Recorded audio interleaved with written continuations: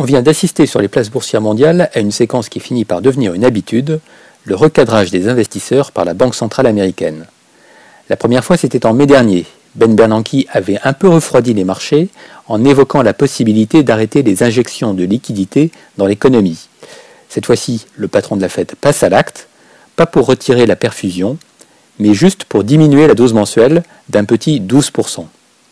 Les investisseurs ont donc applaudi en y voyant l'assurance que les marchés d'actions allaient continuer à monter en 2014, après une hausse de presque 27% à Wall Street cette année, et de 15% en Europe, et autant pour le CAC 40 à Paris.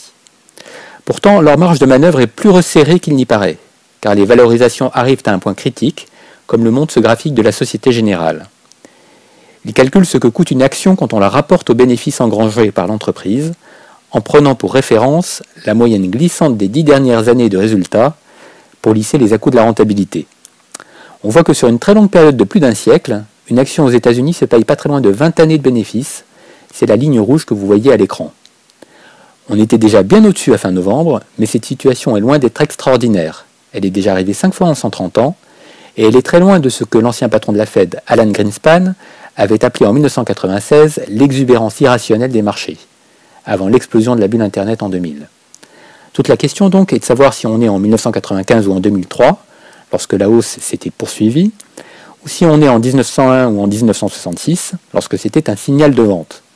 Sans parler de mai 1929, où l'insouciance a fini par se transformer en dépression tragique.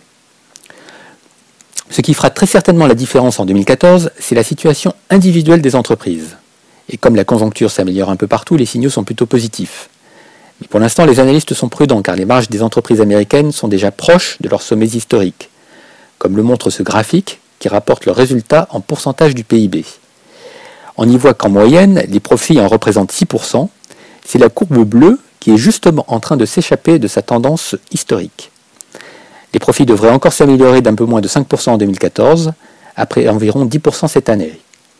En Europe, les entreprises devraient faire mieux, plus 13% l'an prochain, selon Alpha Value, mais l'année 2013 n'a pas été un bon millésime, elle va se terminer sur un recul d'environ 1%. Une chose est cependant certaine, hormis des chocs aujourd'hui imprévisibles, il y aura de bonnes affaires à faire en bourse l'an prochain.